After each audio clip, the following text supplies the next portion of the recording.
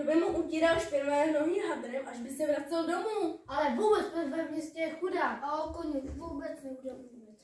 A co třeba rybičku? Ale rybičku zase nechtěl Franta. S rybou není žádná zábava.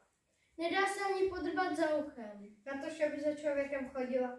Tak Andulku? Andulka pořád musí být v kleci. Franta by své zvíře chtěl vodit za kamarou. Aby byli pořád spolu. Andulka jen tak pro holky. A tak byl smutný a neměl nic.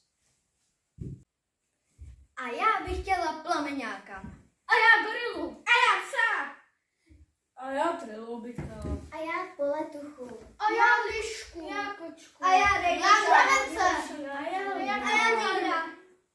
A já slona. A já tučňáka. Jednou byl zase venku vpad. Kluci běhali někde. Maminka si zrovna s někým povídala a Franta byl sám a nudil se. Našel v křovi odhozenou láhev od limonádu a napadlo ho, že vypadá trochu jako tlustá housenka. Kdyby se jí přidali nožičky, sezbírali ještě pár klacíků a zkusili. Dva malé lístky přiletěly z hvězdou a mělo to i oči.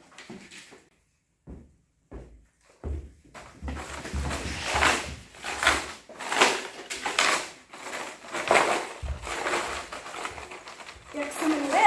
Co? Přece to je tatové zvíře. Když řekneš správné jméno, něco ti dám. Ještě nevím.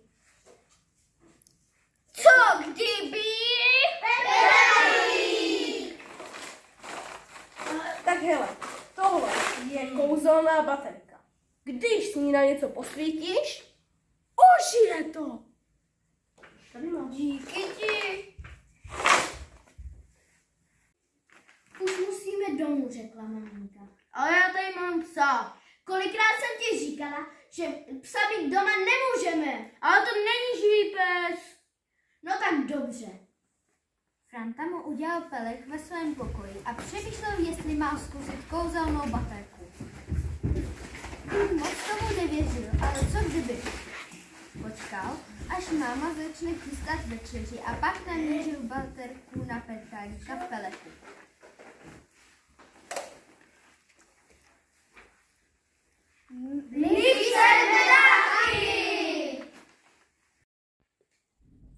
Franta a Pepa seděli na větvi kaštanu a povídali si, co dělali v létě.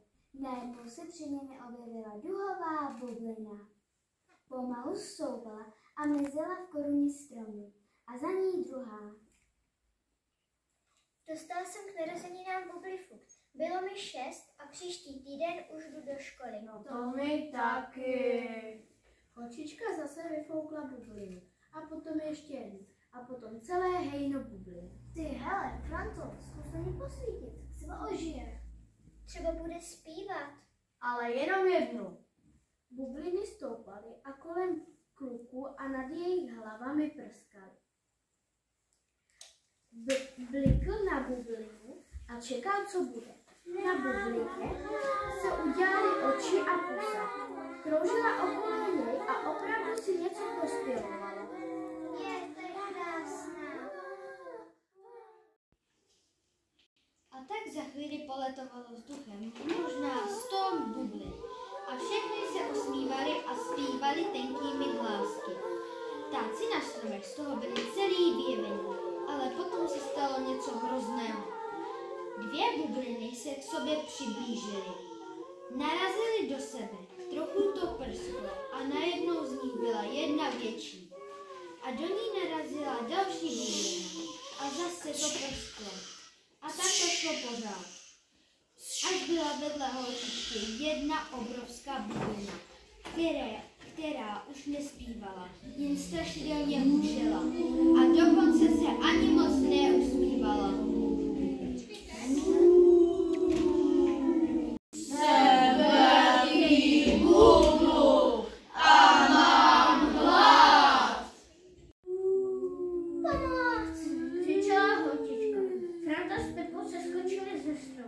Ale Petalík byl rychlejší. Věra bubluchovi. Vlčel a zkoušel se do něj zakousnout. Hoho, udělal bubluch, naskočil a padl rovnou na Petalíka. A Petalík byl najednou zavřený v bublině. Byl vidět, ale nebyl slyšet a nemohl ven. Pozor, ty psíše, jedna! Křičel Franta, ale bublu zase udělal jenom ho-ho. Franta se moc nerozmýšlel, jak měl v ruce kouzelnou baterku, hodil ji po bubluchovi. Ozvala se strašná rána.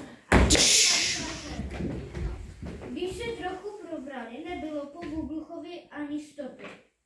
Po cestičce se pomalu utálela baterka a vedle ní ležel na zádech Petalík se zavřenýma očima. Ani se nehnul. To jsem tomu dal. Že nejde baterka, to nevadí, ale že nejde Petalík, to vá. Za to můžu já. A já jsem neměla nosit ten bublifuk. plakala holčička. A jak všichni tři nad Petalíkem brečeli, kápla mu jedna slza na nos. Petalík tíchl a otevřel jedno oko. Hurá, žije! Petalík otevřel i druhé oko a postavil se na nožičky. Trochu se mu třásly, aby taky ne po takové hruze. Ale za chviličku už to bylo v pořádku a mohli jít domů. Baterku Franta zasl a strčil do kapsy.